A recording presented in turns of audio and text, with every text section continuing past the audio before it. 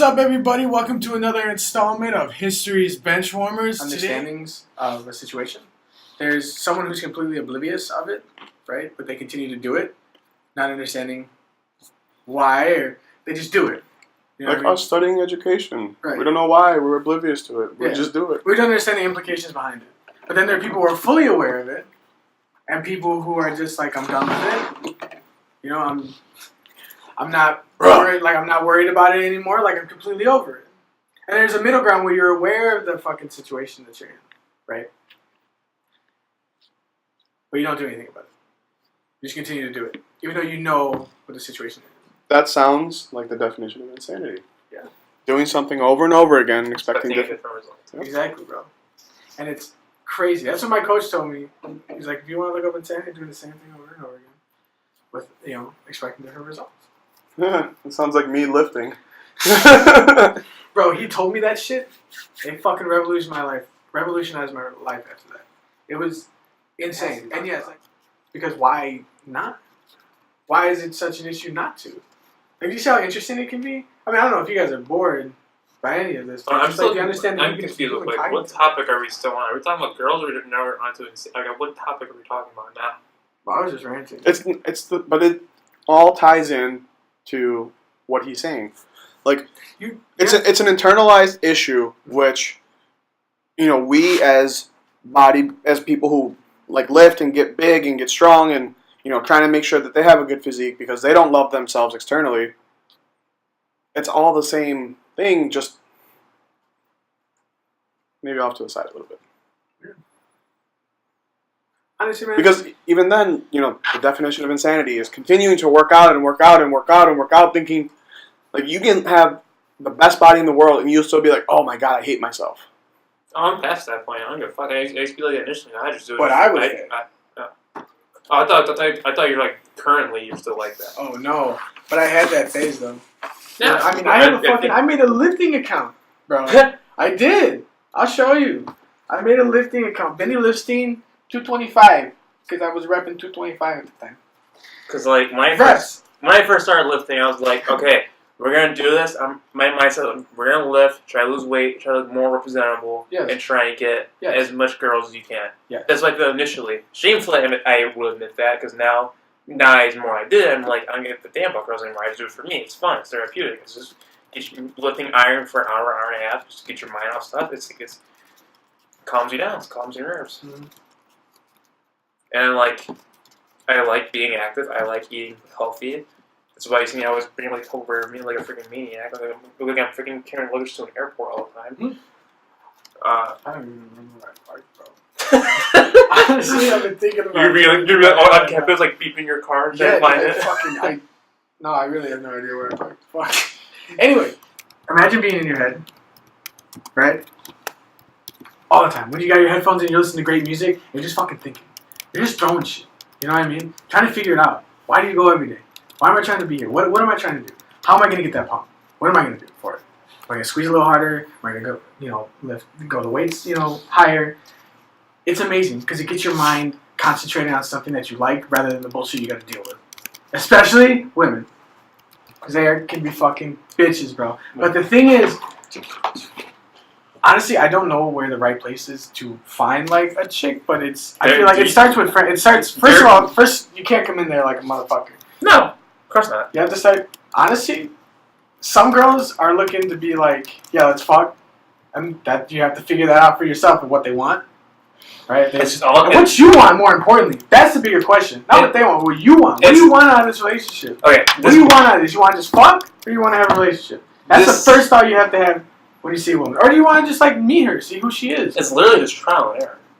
Women, you just go through dating them or meeting them. How come we don't do it more? Shit. Are you afraid? It's not. Maybe a little bit. I'll tell you what. I'm terrified when it comes to that shit.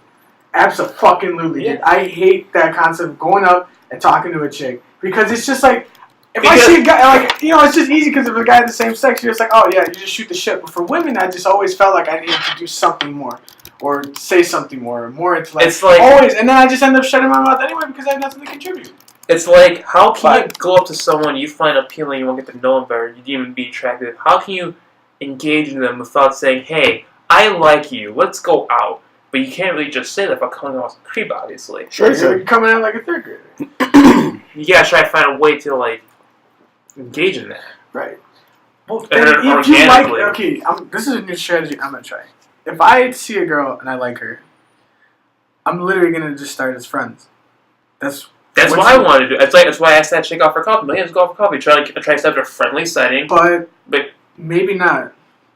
Maybe Coffee? the first step is just like, coffee hey, is coffee is a friendly can I get setting. your number? I have her number. Okay, so then you would just text her. That's what I did. Just like friendly things. Not texting her, let's go out, but just like talking to her. That's where it all starts, man. That's where it all starts. It's I don't necessarily want to do text. I want to just be more like a better word, intimate. Just actually get to physically be there and just talk to them. But like Texting you do is that too, because you guys have the gym in common. So you're like, hey, how you doing? How's your day? And then sometimes you guys talk. Then maybe the conversation is so good, you're like, we'll carry it on afterwards. I'll text you, call you, something. You don't know, man. I know. Honestly. It's like I never assume because you only know one side of the story. Right. And it's I never assume. I just assume when it's going on. Like she said, like I like going out. But you understand what I'm saying to start from, right? Like you literally have to take baby steps. I'm walk before you know how to run. Right. Like me, I've just now started to realize what do I want? And women in my life, what do I want? Are you a friend? Am I trying to fuck you? Are we trying to be a relationship? What's going on? Like, do I have a shot with you? I don't know. I'm just But you miss 100% of the shots you don't take. Thank you, Mike Scott. I don't know what that is. It's from The Office, bro. God damn it. I don't watch The Office. But The humor doesn't appeal to me in The Office. it's cringy humor, which is just beautiful. But what were we talking about? Let's talk about true love then. What do you find to be true love? Fuck, bro. Love is so complicated. It's the most complicated fucking thing. What's your definition of true love? True love is obviously relative to the individual. Right.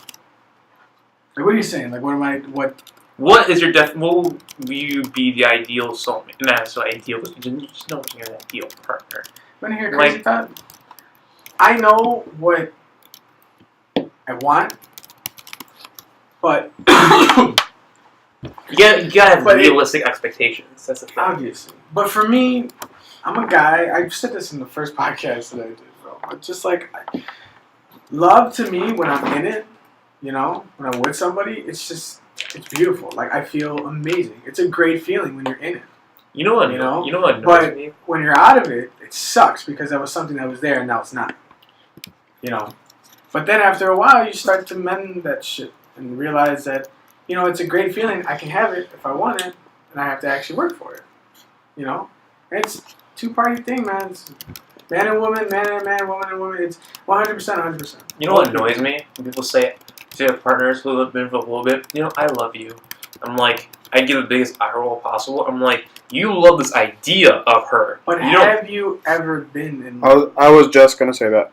Have you ever actually been in love before? Because you can roll your eyes and pout your feet and do whatever you want to do, but if you've never had that experience, you can't relate. Because it's like, it's not like any drug you've ever taken. It's not like any alcohol that you've ever gotten blacked out with. It's nothing like that. Jesus. Like, I'm telling you, bro, you're strange. Dude, love for me is fucking, it's amazing. True. Okay. I love so much. Like, it's ridiculous. Like, I just love being with somebody. Spending my time with someone who's not only, beautiful, but also just like, we could shoot the shit. I can literally show you a meme and you'll fucking send me one back. Text during the day, say something cute. Great sex, going out, being with each other, understanding each other for who we are. That's the shit that I want now. With me, that for me is like love. That's love right there. And marriage, kids, that shit will come. But right now, it's focused on us. It's inevitable, bro. I know I'm gonna have kids one day, but it's not something I'm thinking about right now. It's something I'm thinking about maybe 4 or 5 years from now, 3 even. Who knows? 2. Once I get that job, bro, I'm fucking out of here.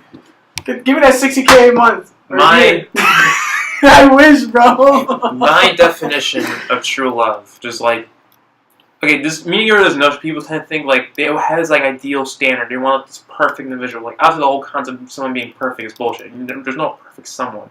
You have to be able to look past your partner's imperfections and just embrace them for who they are. If you can't get past imperfections and you just try to have them be someone they're not, that relationship's gonna be doomed from the start. You have to love them for who they truly are. Mike, this shit just blew my mind right now. Okay, yesterday, Lakaitis was telling us that now it is our time to actually put all those stuff that we learned about, like our theory of education, and like trying to understand it for what it is. But when you're actually in the school system, like when you're actually in the classroom, it's a whole lot different than what the book ever talked about, right? Chris? Do you agree? To be honest, it's not a lot different. No, it's not a lot different, but it's a lot different in the sense of your understanding of it. Yeah. Because if you were to read some of the education books that we've read after teaching, I think then is where you are going to see growth. Right. We taking these classes, we get to a certain point, like climbing up a ladder, but now in order to get to the next level, we have to climb ourselves off the ladder, if that makes sense. Yeah. No, I get that. And then that's where true growth, I think, is going to happen. Because to be a proficient teacher, it takes about 5 years. And that's the lifespan of new teachers, too. Most bro, 50% after 5 years stop teaching. That's an insane statistic, bro. And that was the first thing that Makaido showed us. Yeah. Because it's true. It's hard work. It's not an easy job. It's But- not an easy profession. But here's what I'm trying to say, Mike. I was trying to tie this all in because I made that connection. Basically saying is when you're actually in love, like when you meet that man or woman that you fucking love, like you'll think of this person as like perfect almost. You know what? Someone that you want to see, someone that when you don't see them, you really want to see them. You want to talk to them in some way. You're partially talking about the honeymoon phase up too, bro. Huh? You're partially talking about the honeymoon phase. I think that's what you are looking for. Is that honeymoon phase love? Because honeymoon phase love is so sweet. It's so nice. Beautiful. It's so kind. But if you can make it past the honeymoon phase, I think that's where you see real love. Well, that's what and that's where all these nice things you're talking are fantastic. But real love being unconditional, being supportive of you, even if it's the worst idea you've ever had. Willing to take a risk on you, even though you have no idea how you're doing it with your life. I think that's where you see the real love. I've had that shit. I dated a chick like that. We were both out of high school, and we figured let's try another shot. It didn't work in high school. Right? I'll never do it. Hold on. But it was crazy because it was past all that. It was past all that shit that I was talking about. And what it was, it's just two people who are trying to get their fucking lives together. That are going to support each other and be there for each other. I always feel like if it didn't work the first time, odds are it won't work again. I don't think so. What do you mean? I don't think that's the case. What's the case? He said, so you're saying that if love doesn't work once, it's done. It's not going to work again. Oh, Mike. So I'm saying most relationships in general just don't work. No, bro, I'm telling you, once you get a girlfriend and that bitch breaks your heart, all that shit you're saying now, I would show you this video and all the shit you're saying, like, bro, I didn't even know. And that's not me talking. Like, that's how it's going to be. Honestly, bro. Remember, you're talking to a very apathetic individual here. You guys just don't get it, bro. Y'all just don't get it. Y'all who aren't in love or have ever been in love, you've never been in it, so you just don't understand what the feeling's like. I just feel like I want people. I want people to be tread very carefully with the whole concept of love, because it's just slippery slope. You either really love that person, or you just love the ideal that person you deem to be ideal. Like I said, you have to be able to look past your imperfections, because if you cannot do that, you're going to want that person to be someone that they're not, someone that you deem to be ideal. That individual, you're trying to make them to be someone they're not, they're going to be unhappy. When they're unhappy, that relationship is doomed from the start. You have to be able to look past their imperfections, actually embrace their imperfections. You should find their imperfections to be like their quality, for lack of a better word. Like Rich, I don't even put you in a spot. Like I'm sure, like in your girlfriend, or maybe some things you might, her imperfections, you actually look past and still embrace her. You can edit that part out if you want. Oh no, it's fine. I won't edit that out. I love every aspect of my girlfriend. Exactly. You already look past her imperfections. And you know what? I think you may be referring to physical imperfections. Even physical or inside. And, Well, you know, everybody has some hardcore imperfections. Exactly. That's what I'm trying to say. That can be faulted on. People cannot be so, like... Yeah, and I'm sure she looks past my imperfections. You understand how crazy that is? To have someone around with you all the time. Who understands you. Who understands you, but also sees the shit that you don't see. And vice versa. Like, that, to me, is nuts. That's crazy. And that's some shit that one day I want to have, you know? Like... It's like, if you love someone, you gotta look past their imperfections, embrace them for who they are. If you love them for who they truly are, then that's, in my opinion, true love. If you can't embrace them, you can't get past their imperfections, then you should just end the relationship. It'll happen, man. I'm telling you, when you get there, when you find that chick,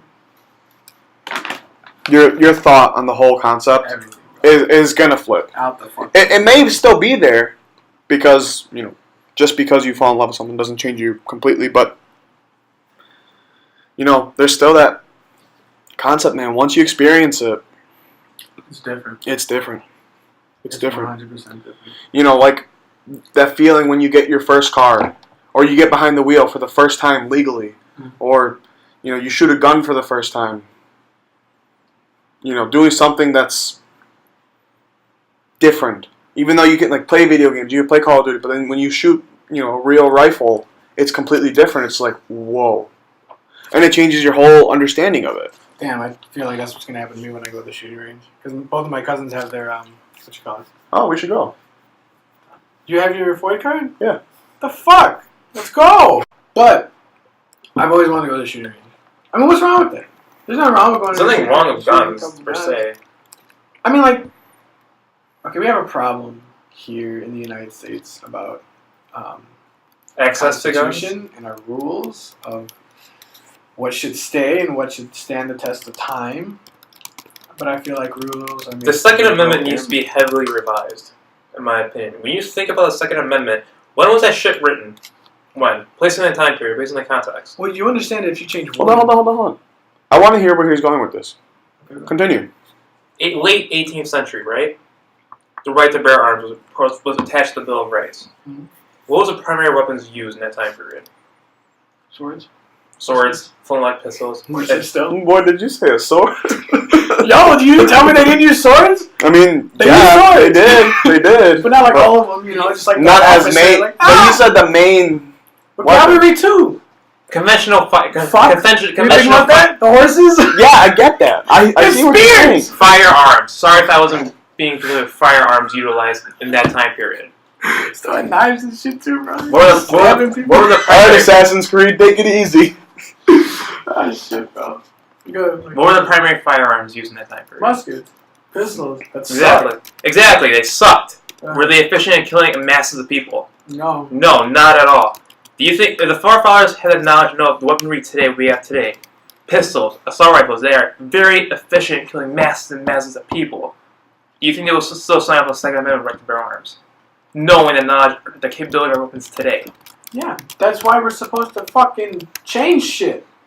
It's our duty. Is it change or wrong? Like I said, I didn't say get rid of it. I say it needs to be revised.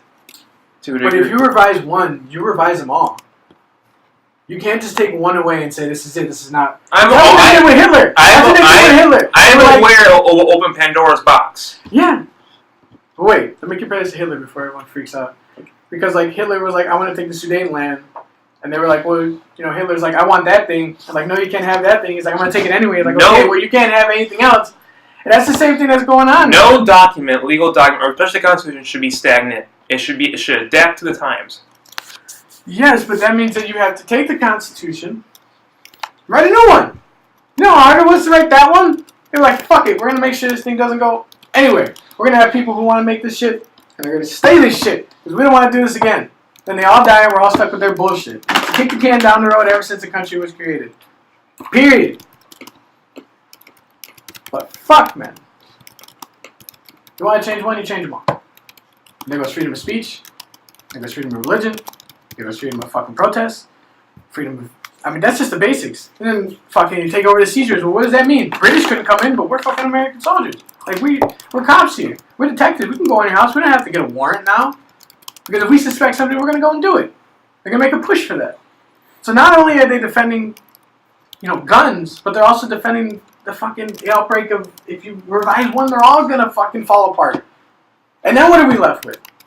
A fucking government that's going to rewrite everything. Bad. That we should fucking change. Because it says that in there too. It says that we have a right to, what is it, not dethrone, get rid of an unjust government. We can do that. Because that's what they did. So we can do that. To make something better for ourselves. But we don't. Because the 1% of the 1% are making all the choices here. The new one. Now what? We're just stuck here doing the same mundane thing. Talking about it and wanting revolution. But it's never going to happen. Because we see what happened. We saw what happened in fucking Russia. Well, actually, Russia actually toppled it. They fucking toppled their government. You know how fucking scary that was? To the world? They dethroned a monarch and then killed him. What are you talking about?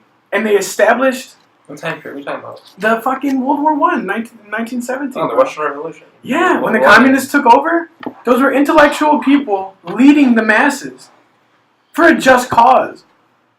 To push off all this fucking bullshit that was going on. Right?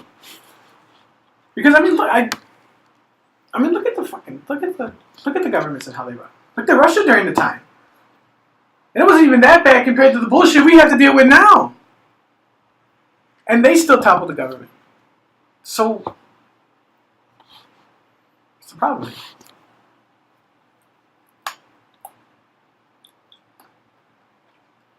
Am I saying overthrow the government? No. I just want everybody to be clear about that. But what I'm saying is, if we want change, then we can do it. We can do it politically. We can do it aggressively.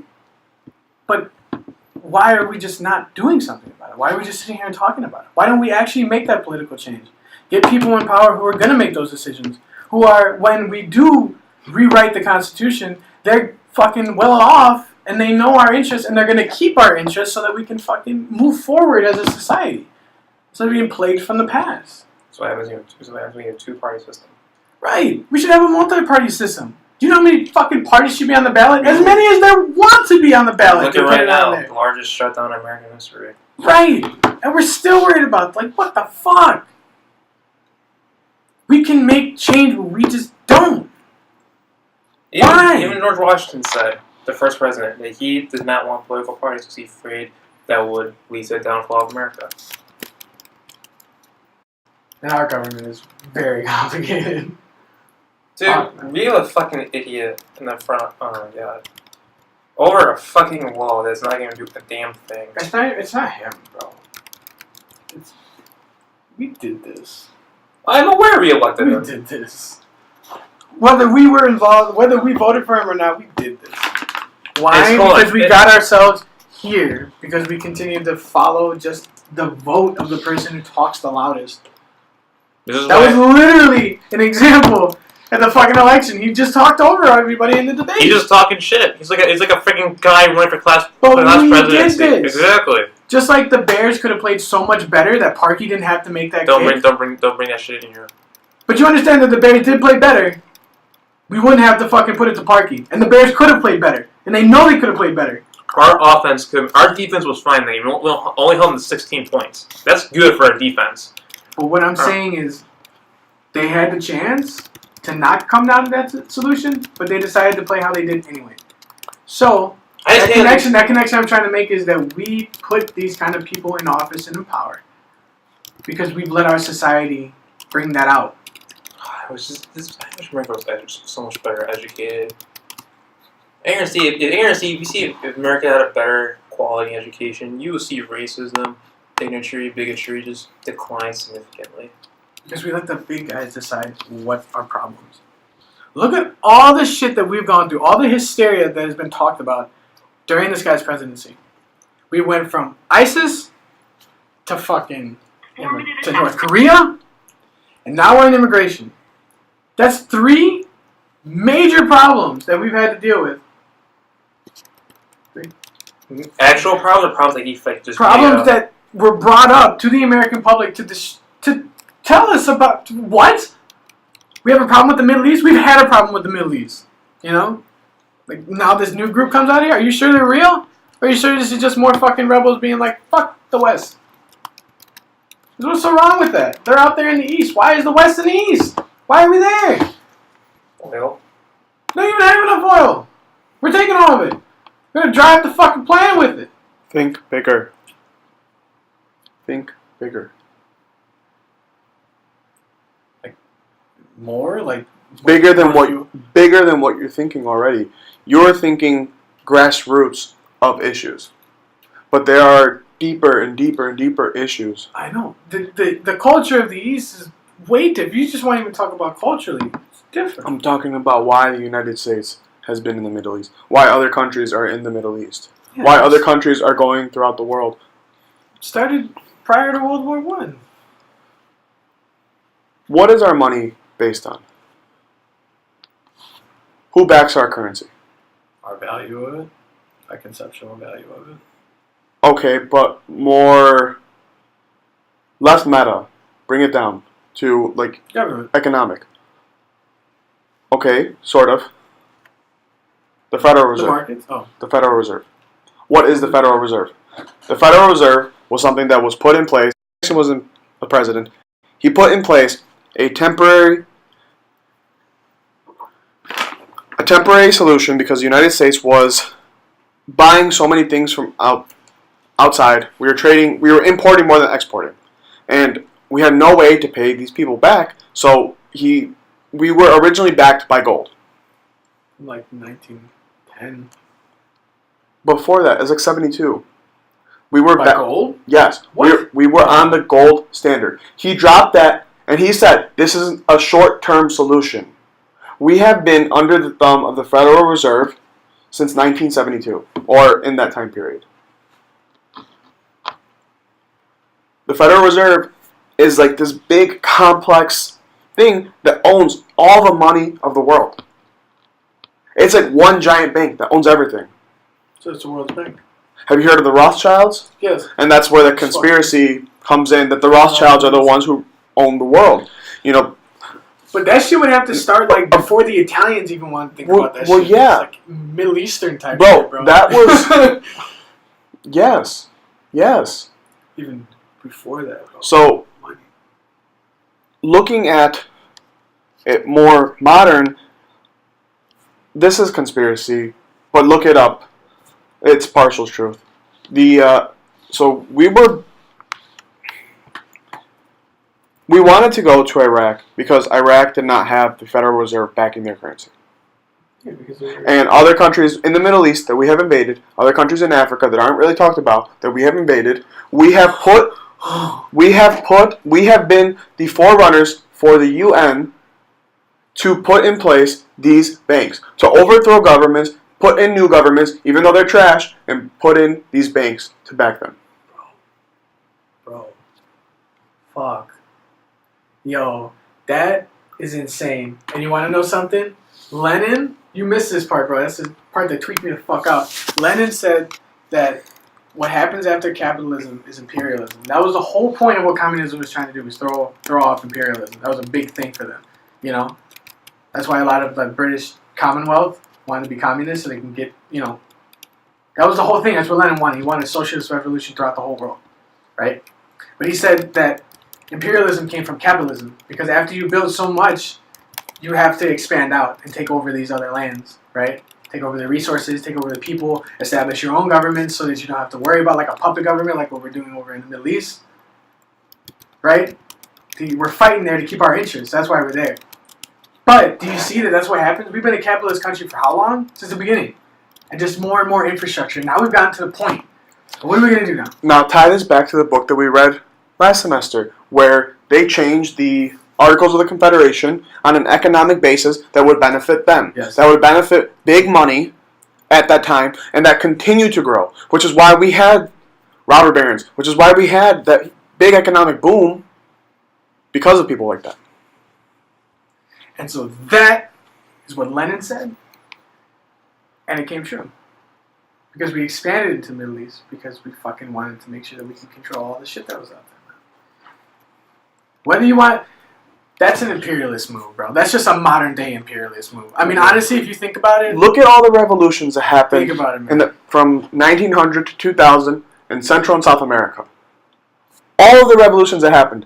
And 3/4 of the ones that happened were probably because the United States had influences there. Look at Bautista in Cuba. I don't remember the other guys in the Central America. I don't remember their names. But they were overthrown by communist ideals. Because they were trying to push However, off the fucking Western influence. But communism doesn't work either. Communism will work great in a small community. But once you make it big, then it becomes oppressive. Yeah. After communism, what follows? So if imperialism follows capitalism, what follows communism? Nothing. Tyranny, dictatorship. No. Yes. Look at China. Because... Look at North Korea. Well, here's the thing. Look at Russia. Because- Communism turns to dictatorship. Fuck. This is what I wanted to write my paper about for Kohler. There were two different ideals between Lenin and Stalin. Lenin wanted to push the socialist revolution around the world, not to just the imperialist countries, but everywhere. Literally every country in the world would topple their government, and then it would be led by intellectuals. People who were smart enough to lead the 99% that didn't. You know? That's the whole point. That's what he wanted to do. Stalin didn't want that. That's why he built that Iron Curtain. Lenin would have never done that. Lenin would try to persuade people to do it, and he wouldn't get involved because Russia's got no money. He wants to take care of the Soviets. Everyone who continues to join. Everybody. You continue to do it, but Stalin stopped, and that's why it became tyranny. Because it stopped. And then you had this whole area that now, of course, you're going to be feeding this many people. And of course, you're going to be trying to make economics for all these people. But you can't. Because communism in that way doesn't work. It doesn't. Stalin tried to make so much shit in his 5-year plan. So much shit that required so many people to die. I think it was like 20 million Ukrainians were killed. 10 million. 10 million. 10 million Ukrainians were killed. And fucking... Just because of starvation? Of course that's going to happen because it's supposed to spread. Lenin's idea of communism and the communism that we ended up getting. Yeah, the Ukraine, that's more than the Holocaust. Right, but it's because it didn't spread. That was the point. Because Stalin's idea of communism and Lenin's were two different types of communism. Right? I mean, think about it. I don't know, I'm not well versed in this topic. It's just Lenin wanted to, it's like he was very advocate for, that's why America got involved. That's why other European countries got involved, because of like the overthrow of a monarchy. And they were terrified. The established government was terrified because they knew that if this was true and these people are trying to spread these ideals to the 99% that we're trying to control, they're going to come to us. And we have to stop that. So America, Great Britain, France, while World War I's going on, sent troops to Russia to help, not troops, but like supplies, and I think a couple troops, but mostly supplies to the White Army. And not the rebellious Red Army. And the Red Army won out. And so now you're stuck with that theory that the whole world doesn't want you to be here. Sorry, boys. Oh, by the way, I'm done with that assignment. No, I know, I can see. I thought it was 15 strategies. There's only 5. Damn, bro. You missed that whole communist rant. I'll re-listen to it. But, or when I edit it. But basically what I'm trying to say is that, and you missed it because this really hit on your point that you made before you left, that Lenin's idea of communism was to spread out to the rest of the world, to overthrow all these governments so that there is just a common intellectuals, the smart people of the world to lead us. You know? He did it to free the 99%. He was an intellectual who looked at things and he was like, holy shit, bro, society is fucked up. What's going on here? People are still slaves and it's what year? It's the 20th century and we're still fucking enslaving people? The fuck, man? That's what I mean by dumbing down, by the way. Like when I talk to people about history, that's how simple I want to make it for everybody. But that concept scared everybody in power. Everybody. I already told you this, but for Richard here. Everybody was scared that the 99% was going to take over. And that's always been the fear since day one. Always. And all those countries that became dictatorships, I mean, honestly, you think Russia really helped out Vietnam? Like, after the war? They really helped out China? North Korea? As much as we think? No, because their idea of communism was Stalin's. If Lenin's idea of communism went through with Trotsky, fuck, man. We might be living in a communist world. It's crazy. Because it's sympathetic, it's not aggressive. You know? That's what Stalin was. He was very aggressive with his communism. That's why we got what we did. Because we tried to fight aggression with aggression. And Kohler said fucking America knew they couldn't go to war with Russia just because of the manpower. So we upped the ante. We made the atom bomb. You know? And then they started getting atom bombs, and now it's like, well, fuck. Now it's a race to see how many we can get. What's the next thing that they're going to do?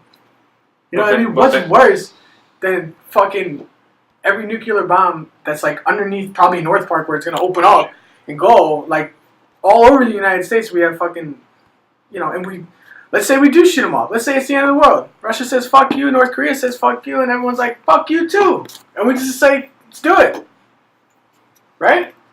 It can happen, but it won't, because it's a deterrent. Because you know that if one person's president, the rest of the world is in ashes.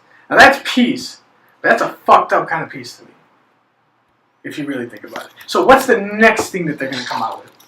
That's a deterrent. The next thing to establish a monopoly on? No, to establish a deterrent. So Yeah. people don't fucking just go to war with each other. Like, yeah, look in Europe, I bro. said monopoly because like, America, with the atom bomb, they were the only ones that had. They had a monopoly on it. No one wanted to fuck with America. Years later, Russia developed it, and they had two competing superpowers trying to establish supremacy over the other. So what is the next thing is what I'm saying. Well, that's the who has the bigger stick concept. But what is it? I'm trying to conceptualize what it is. What's the next thing? Not like a theory, but like an actual question. Like, what is the next fucking thing? You know? Someone's like, well, we're fighting with swords and shields. Well, then someone decided to make a bow. Space Force. Not make a bow, but you know. Then when you might be onto something though, Mike. The Space Force, the same way like Race to the Moon. Who can be the first one to establish military presence in space? That's a concept we have to think about. And like, can you imagine how crazy that would be? That is the next step. Can you imagine how crazy that would be?